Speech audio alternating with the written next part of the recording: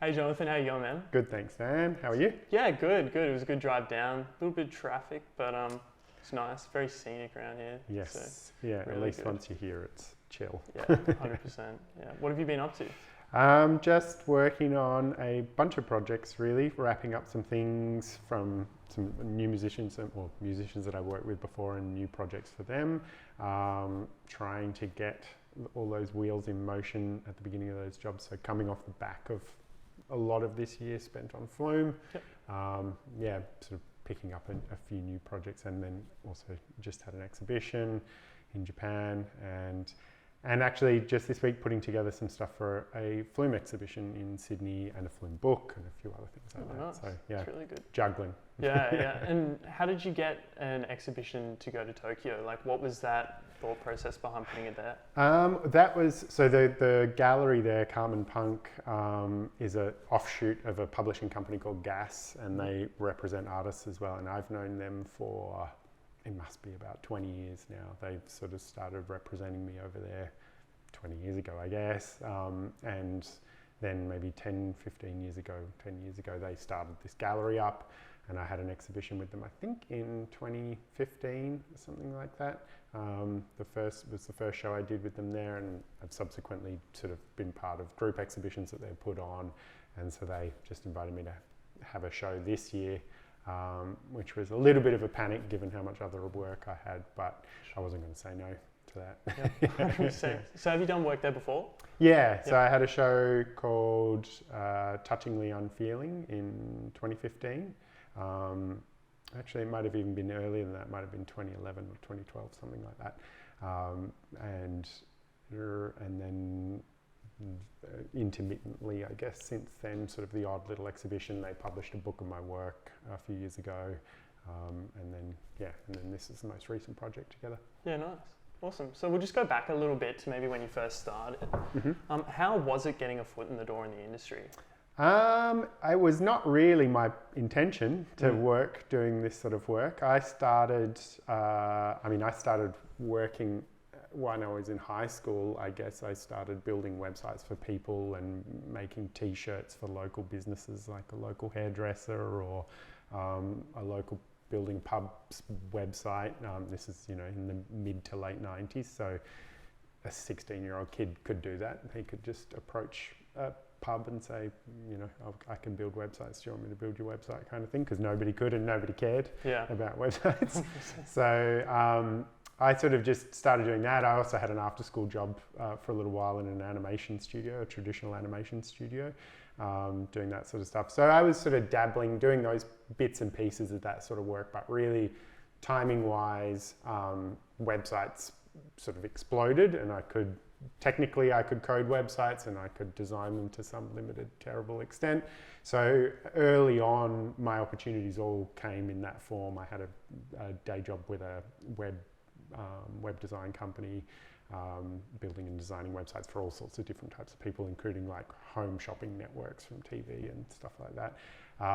But also had a couple of friends who were sort of new people, I guess, from around, who were in bands and would build their websites. And really, I think I can kind of plot in a pretty straightforward way my involvement with music proper to sort of like building a website for a band called Prop, it was sort of like a prog outfit that I knew a couple of the guys from. And then a couple of those guys spun off and became the Presets. And then they, after asking many other people to design their first EP cover but not being happy with the results, eventually asked me if I wanted to have a crack at it, and sort of just went from there to doing what I do now, I guess. So was that like your first big break, do you reckon, working with the Presets, or was there? Yeah, I guess so. I mean, they weren't the Presets. They were the Presets, but there was their first EP, and they thought they were just going to do this little project and then go back to being in their traditional band that they were in afterwards, because they didn't think it would succeed, I don't think. Yeah, So it didn't really, didn't feel like, it wasn't like a major break because they were growing as I was growing, but absolutely, I think they then signed to Modular, this record label Modular, who then asked me to do more work, and then I ended up working as a creative director there on and off for a little while, and nice. meeting a lot of other people that way.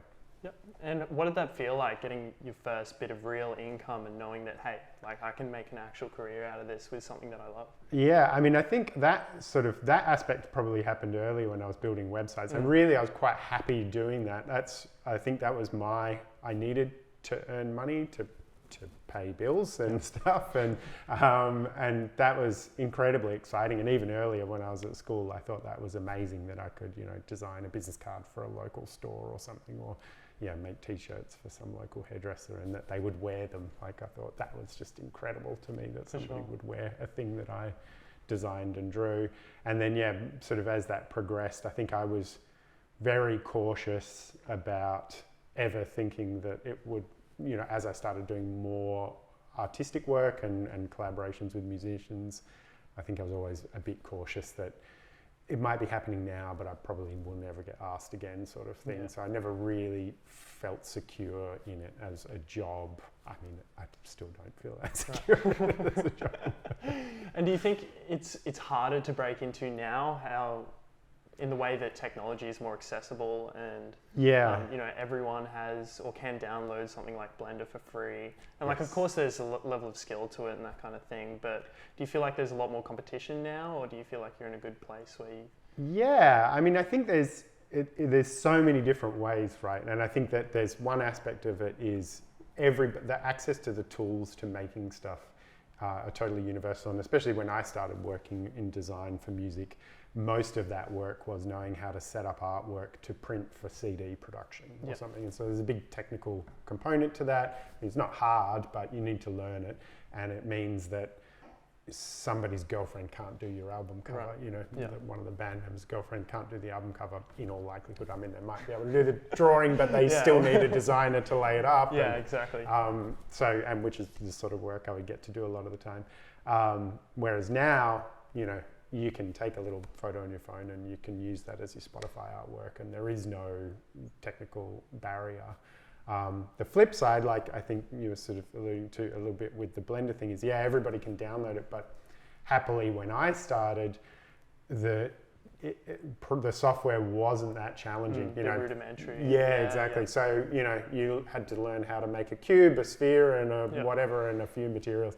Now it's, Blender's packed with very complicated simulations, and I think finding your feet and figuring out how to start with software would be really challenging now. So I think it's a bit of like, it sort of feels evenly split, but I also guess, it's so fragmented in terms of, if I was starting now, I think the opportunities that I would see wouldn't really be in creating artwork for music. It would probably be more on the social side of things or something, I imagine. I mean, I don't know how any of that stuff works. So. Well, like, I think the last time we spoke, we were talking about Blender and its complexities, and I think the only thing that I've made in Blender is the donut. Yeah. Like the donut the tutorial. Donut, it's a good tutorial. And I don't even think I got halfway through it. I think I was just got to the sprinkles. No, can't do it anymore. Yeah. Not so rewarding. I know. Well, I've got like a donut with no sprinkles, so I'll leave it at that. That's my portfolio. If you want to hire me, I'm here. Need some assistance. But did you have like a good support network and that kind of thing when you were starting out? Was your family supportive? And I mean, they were supportive enough. I think we were pretty fragmented. I think I'm the youngest of three, and the rest of my family are not particularly art oriented. Okay. They're all more academic, and they weren't unsupportive, and they were supportive of me to, I guess, go to university. I don't know. I can't even remember, to be honest. I think I was just very autonomous. Right. I didn't feel like, as I say, I didn't feel like I wasn't supported or like they wished I was doing something else. But definitely our world did not overlap at all. The world that I grew up in had zero overlap with anything that I do now. I think it was, I think I just sort of had to figure out a lot of that stuff as I went. But as I got, older, I think like my peer network, the people that I was friends with and that I worked with were super supportive. And I was lucky to be part of a good group of people around that record label, Modular. And then also I did a lot of fashion, streetwear fashion sort of stuff with a bunch of companies and people. There was a good amount of energy at that time in early 2000s, I guess. And amongst the group of people that I found myself in, there was sort of a lot going on. Yeah, definitely. Yeah, awesome. And back then, were you using things like magazines and that kind of thing for reference images, or? Yeah. So I can still remember. I mean, the path to what I'm doing now is a little convoluted, and I was I had a job at one of these web design companies, and I was a partner with two other people who were much older than me in sort of like a creative concept agency, where I did sort of a bit more of what I do now and moved more into this space, and then I went off on my own. But I can remember working at that agency and having to go to the library to find reference material, and we used to buy tons of magazines and books and that sort of stuff. And certainly it took a long time until the internet became a reliable resource for anything. Yeah, for sure. Yeah, because I feel like a lot of your work incorporates a lot of almost psychedelic elements maybe. And I found it really interesting when you were doing the AMA on Flume's Reddit that you said that you've never taken any drugs before and only had a beer and that kind of thing. Yeah. So how do you feel drawing from those influences but not really experiencing it yourself before? Where do you get that from? I think I just like it's not, I guess I equally in my design past, I think I was just as, or probably even more inspired by like modernism and minimalism and grid systems and this sort of stuff. And certainly when it comes to like my path into the psychedelic world came more from that side of things and the maths, and then through fractals and fractal geometry and those sorts of things, which then blossoms out into these sort of crazy psychedelic things. But I love the energy of it, and I love the freedom of it and the fun of all of that sort of stuff. And I'm happy to take it on those terms rather than I think for me it's sort of,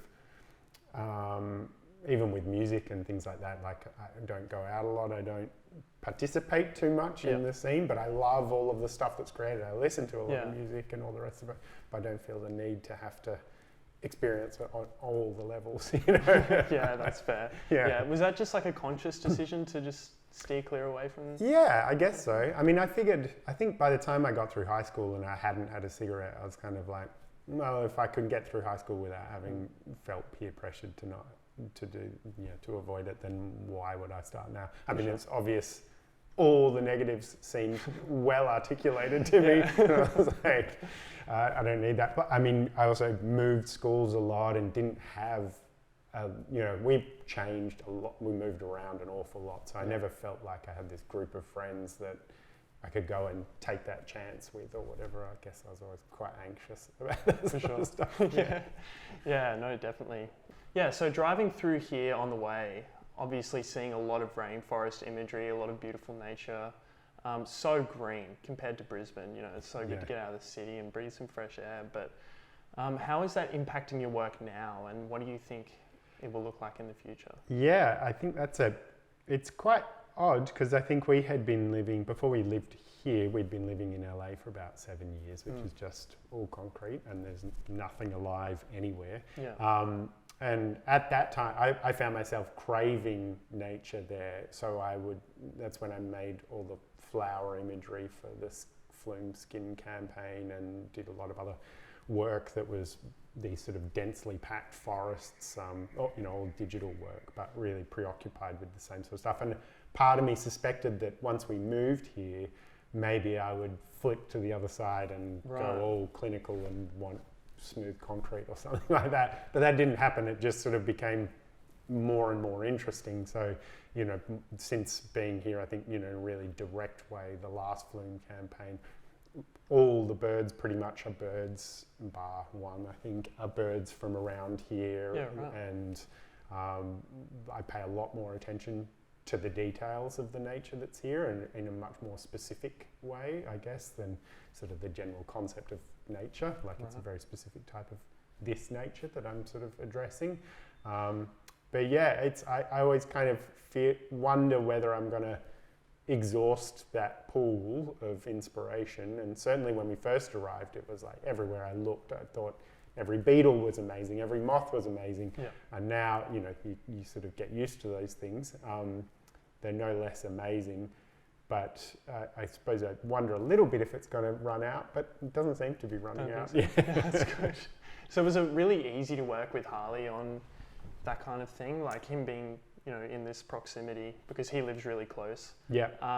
Was it easy to kind of draw up ideas and that kind of thing when you're both looking at the same thing at the same time? Same stuff. Yeah, I guess so. I mean, I think it was easy in that there was it's just obviously appreciable. I mean, he had been living in LA as well. We moved out here, and maybe a year or two after we moved here, he moved here and immediately was feeling the same things that I'd been feeling from moving from there to here, and the love of it all. So I think that was like a pretty easy shorthand. Right. It was just like, you don't need to convince someone that the birds are amazing or that the plants are amazing or anything. I mean, I think we had a lot of that affinity beforehand. We've probably spoken a lot about nature even before we came and both moved here, but certainly having him around the corner made life really a lot easier. Yeah, because I feel like your styles changed a little bit from the theme of appreciating nature to a bit like, what is our impact on nature? Like if you look at your exhibition from like Overtime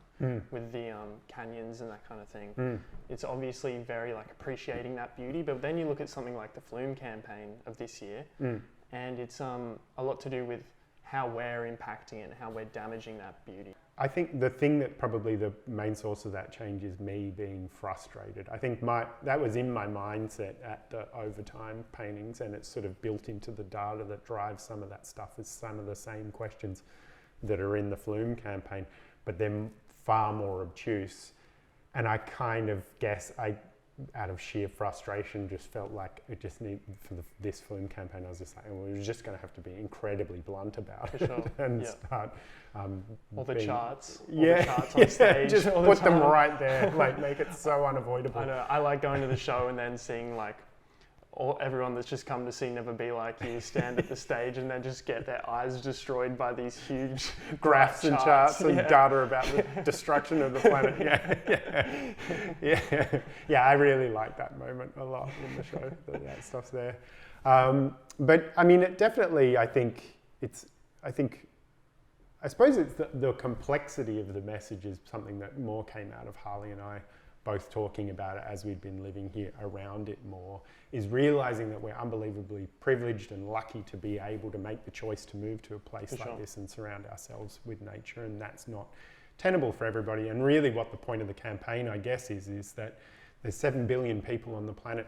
We can't all live like this, but this is how we kid ourselves into thinking we can continue to live as a species, and that is not sustainable. But ultimately, nobody wants to have the very obvious conversation of there are too many people, and there is no way to sustain it. As much as you want to say that you can recycle your way out of the problem or whatever it is, there really is no way to sustain it.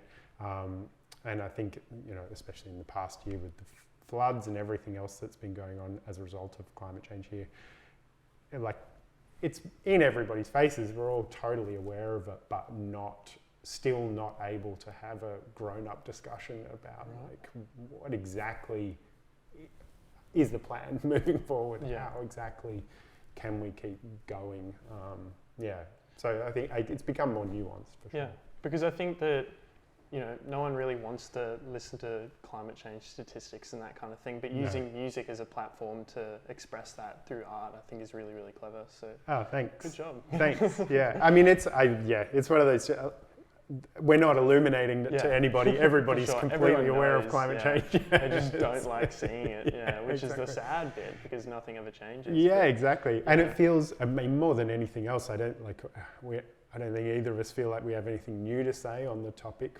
I mean, I do think that there's some aspects of what we were saying where we both felt like, here's something that we want to talk about that we don't even feel like, it feels like it's so taboo to talk about it, that it's hard to even bring up in a conversation between the two of us. But once we felt we could talk about it with the two of us, then we felt like, all right, well, let's put it into the campaign because we can. But it also is sort of a situation where you're kind of like, what else can you talk about? It feels like such a big, important problem that everything else pales into insignificance. I remember listening to Paul Simon talking about this, and he was saying that he used to give to all these charities and used to be worried about all these different causes, but ultimately he realized that unless big areas of nature, undeveloped nature, were set aside and protected, every other problem that we have stems from that. And if that piece falls away, all the other problems, all the other things you might be concerned about, all the other political things and social things that you might be concerned about, they're all systemic of that. And For sure. And you can't, it seems, at least to Harley and I, or at least to me, it felt like, what else is there to talk about, 100%. Yeah. And I just want to talk about AI for a little bit, if that's all good, because I know you're doing a lot of work with AI at the moment. It's really exciting to see. Like with the Calm and Punk gallery as well, a lot of the pieces from there are drawing on, are you rendering stuff in AI and then bringing that into the real world? Yeah, so that was on the images for the paintings were generated with an early version of a platform called Midjourney. Yeah, Midjourney's great. Which is, super fun good. And so addictive. And I got really lucky to sort of get beta access to that early on. So that work all came out of that period before they had kind of refined it. Now I've tried using the same terms that I used to make those images, and I just get very tasteful pictures of people now. So there's a happy little blip where it was really aberrant and weird. And because there's this one piece I think that I saw, and it's I can do anything you can. Yes, I can do anything better than you or something. That's right. And I find that really interesting because you say it's AI is like a master and slave relationship with that. So I'm just curious to know if you think that's a positive thing or a negative thing, or. I just find it to be an interesting thing. I mean, I think it's like like back to what you were talking about with the Overtime series of paintings. When I did those landscapes I made in 3D first and then rendered them out and then painted from those renderings. Right. And that was 2010 or something. And I remember being really worried at the time, either that someone would find out that was my process, and that they would take me to task over it not being an authentic, legitimate way of painting landscapes, because there's obviously a whole school of landscape painting. It was also the only way I could make it to adhere to these sort of graph silhouettes that I wanted. But in the subsequent 10 years that have passed, that's completely changed, and now there's painters I know of whose whole practice is articulated in that way, in that they make things in 3D and then they paint them. And it's just another little tool in the same way as the camera is another little tool. So I feel like that's kind of the case with AI. I think the AI argument has more complexities, and obviously the model is trained on people's very specific work. And then it's sort of like regurgitating those artists' work without any compensation. But at the same time, I feel like that's basically what I do. I look around and see other people's work and get inspired by it and try to do it, but do it badly, and then that becomes my way. And which is really what I feel like the AI is doing as well. It's less fair if you say, I want this scene of a spaceship in the style of Mobius or something, and it gives you that thing that looks exactly like an artwork of Mobius. But I think if if you're stealing something, or if you're using the tool in a more sort of interesting way, I guess. So do you think it's moving in a direction where creative industries might start to become a bit more dominated by artists just using purely AI programs and that kind of thing? And do you think that's a bit of a scary? I think it's a shame, and I think that's what I think a lot of people feel like, is like there's a lot of work that I respect and that I love and that that has helped educate me as an artist and as a designer, that has come from this aspects of the art creation, commercial art creation world, such as magazine illustration or background art, background art for video games or for film and things like that. And I think a lot of that stuff will get replaced by AI and concept art and those sorts of things, where that's a huge shame. And it's sort of like, in a weird analogy, I feel like it's a bit like music. When once sampling came along, music stopped branching outward and sort of just bounced back and started looking inward. Not to say it wasn't always looking inward and resampling, but it sort of changed from being this tree that was forever creeping outwards into the world of possibilities to one that was sort of just feeding back on itself. And I think that all the AI tools will just sort of accelerate that change. For sure. And I think, I mean, that was one of the things that I wanted to sort of express a little bit in the show, was that there was this blippy moment with Midjourney and with all of these AI platforms, I presume, where the things that came out of it were crazy and bonkers. And like, there's another platform I use called Artbreeder, which I did all this work for Roadtrip with. And it's totally insane, the stuff that comes out of it. But because it's not... I saw some of that. Yes. Those nutty stuff. Yeah. Totally nutty. Yeah. You still have to spend a lot of time, like any other piece of software. You've got to keep working at it to get a satisfactory result. Yeah. But then they've now sort of like Midjourney and DALL-E and all of those ones, they've all figured out algorithmically, people want a face to look like a face. This is what an aesthetically appealing face looks like. This is the carpet. When someone says colourful, this is what they mean. They don't mean all the colours, which is what I mean. They mean these tones or whatever. And so you start getting back results from the machine that are tasteful or very narrow, rather than, this little moment that felt like it happened where it was insane and it could have been anything, and it was like this glimpse of like what an alien might see humans as or something, For sure. But now it's already switched back into the kind of like, no, this is a tool for efficient production, so let's quickly get you to the goal of an attractive human face or whatever it is. It's probably a lot better used as a tool than a source of creative, like people relying on it solely, I guess, to produce art. Because I feel like creative industries, or the creative industries, was almost the final frontier for AI to conquer. So it's a bit scary to me that that's like...